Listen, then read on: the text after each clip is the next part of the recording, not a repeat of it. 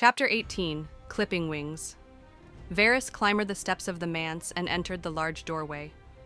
We waited for several minutes until he returned beside a lean, gaunt young man with a manic expression, silver hair, and lilac-colored eyes.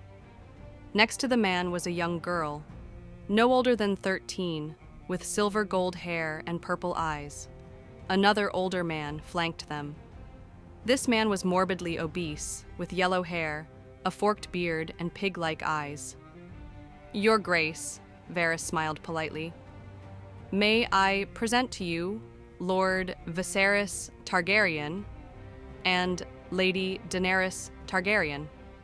The obese man stepped forward. Prince and Princess. The titles hung in the air as a reminder of what they might have been at one time, and what they considered themselves to be. "May I present Queen Merida of House Orodum, Queen of Andals, the Rhoynar, and the First Men, and Protector of the Realm." As I offered a bow of my head, Viserys spat. "She is no queen. She's a pretender sitting upon a stolen throne." I smiled politely, happy to start things amicably. "I was given the throne by mandate from the former king and the blessing of the lords of Westeros. I neither inherited the throne nor took it by force. Unlike kings of the past, I was chosen to rule, my lord." "I am a prince," Viserys hissed, "and you will remember that. You sit on an usurped throne. You desire vengeance for your family's fall?" I asked curiously. Viserys stepped forward, defiant and proud. "Would that the usurper were here, I would begin my retaking of Westeros by killing him myself." I smirked and looked to my left. "Sir Robert? The lordling wishes cut your throat. Perhaps you would like douse those flames." Robert stepped forward with a dangerous grin on his face, as Viserys' confidence faltered when his understanding of who Robert was finally dawned on him. "Here I am, boy!" Robert spat the last word. "You would cut my throat? Well then, you're welcome to try." I smiled up at Viserys. "I'm surprised you'd heard there was a new queen, but not that the former king was part of her queen's guard. It seems your informant either isn't as informed as you might like, or isn't giving you all the information you need. Either way, a poor informant." As Viserys began to respond, I held a hand up to silence him. "I did not come here to argue the past with you, my lord. I came to discuss the future." "That is an excellent point," Varys said quickly but smoothly. "Let us go inside and discuss matters over a drink." Viserys bit his tongue as Illyrio agreed. "That sounds like an excellent suggestion. Come, my friends, let us sit and drink." Much to Viserys' chagrin, he and Daenerys were escorted into the manse and we followed them. The manse was surprisingly cool for such an arid climate, thanks to the way the building was designed to allow the wind to funnel through the halls. We were led to a room with walls draped with silk curtains, and a long table meant hosting large groups. The Queen's Guard each took positions around the room while everyone else took their seats. Illyrio clapped his hands and servants came in with cups and poured each person a drink. "Now, I believe we should at least allow our esteemed guest to explain the reason for her visit, Prince Viserys," Illyrio said after taking an appreciative draught from his cup. "They have traveled a long way, after all. It is a harmless courtesy, after all." "Very well," Viserys capitulated, but it was clear he didn't wish to. He gave me a sour look. "Please, your grace, tell me, to what do we owe the pleasure of your visit?" He was terrible at feigning cordiality. I offered him a happy smile. "I have come to offer you and your sister a way to come home without the need for marrying her to the Horse Lord, and without spilling a single drop of blood." "You wish to abdicate your crown to me so soon?" Viserys asked skeptically. Then a slimy smirk spread across his face. "I see. You wish to offer me the Iron Throne while you remain queen. What about your imp husband?" My expression darkened immediately. "You would do well not to insult my husband again, my lord. Otherwise, blood will be spilled." Viserys' smirk melted away. At his core, he was a coward. And when he heard a genuine threat, He couldn't bring himself to stand up to it. I will not be giving up my throne. No, I shook my head. Your family lost all claims to the throne when your father burned men that he and your family had wronged. And you lost all claims when your father would rather burn an entire city and the 7 kingdoms than face justice for his own crimes. I held a hand up, stopping the former prince's protest before they could begin. The man who took the throne no longer sits it thanks to me. The man who murdered your siblings and raped and murdered your mother was executed by my own hand. And the woman who ordered those horrible acts has had her tongue cut out and been made to serve with the Silent Sisters. Your cousins in Dorne have seen this as justice done and are glad to have the person who saw that justice done sit the throne. I allowed that information to settle for a few moments before I continued.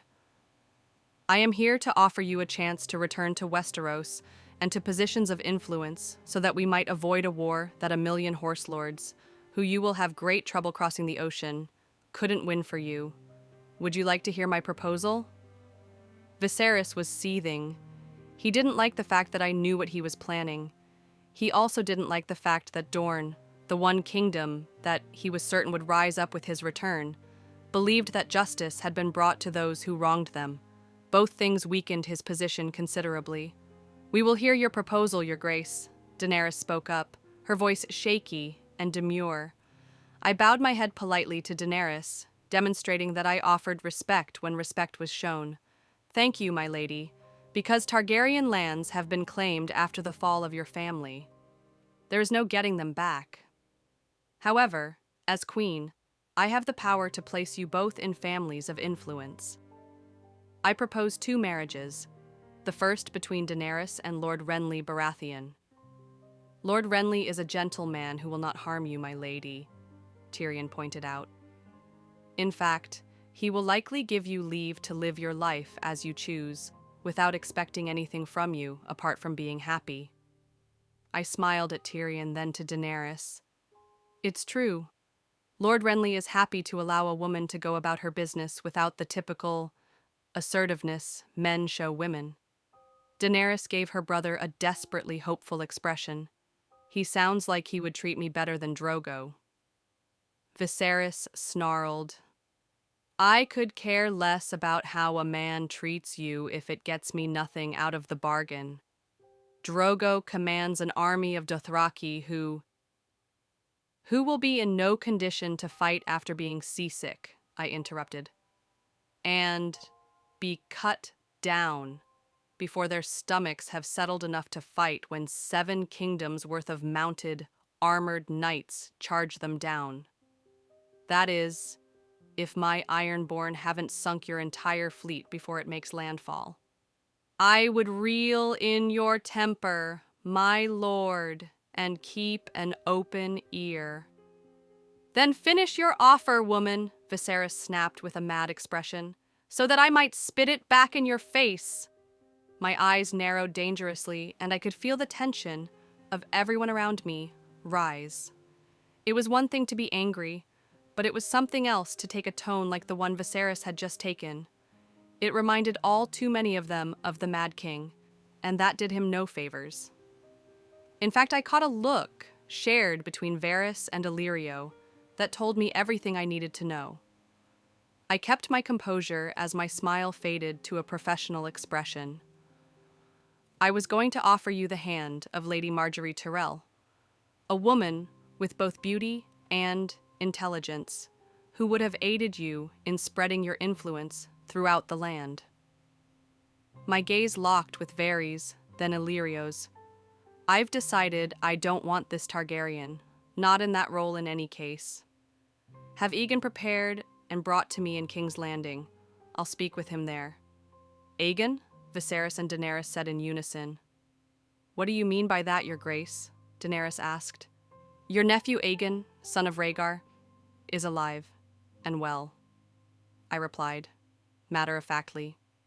He's been kept safe and apart from the 2 of you so that nothing would happen to you few remaining Targaryens. Viserys wheeled on Illyrio, his fury rising. You told us we were the only survivors. You said we were the last of our family when our nephew was still alive. As the queen has said, Illyrio replied far more calmly than I would have. We kept you apart so no one could come after all of you at once. I should be happy to know my nephew was alive, my lord, I said, to pull Viserys' attention back too. And be grateful to the people who kept my family safe for over a decade, incurring both danger and expense in the process. Enough! Viserys screeched. I will not be lectured to by some stunted whore who... Viserys' eyes widened as a gag was pulled across his mouth and held there by Sir Jon. Jon looked at me with icy black eyes. Shall I knock him out, your grace? Ensure that the gag is firmly secured first, I replied. As Jon handled Viserys, I stood, which caused the others to stand as well. I looked at Varys. Aegon needs to be on a ship as soon as possible. Ensure he knows that he will be welcomed back to Westeros and accepting a marriage proposal. Do not tell him to whom. I want time to sort out the details. Varys bowed his head. As you wish, your grace. I made my way to the end of the table and smiled sweetly at Daenerys, offering her my hand. Come, my dear, let's get you back home and work on giving you a better life. Daenerys took my hand and looked back at her now unconscious brother. What will happen to Viserys? I won't lie to you, Daenerys, I replied as I walked back to the manse's entrance. The same thing that happens to all rabid dogs. He'll be put down for the good and peace of the realm.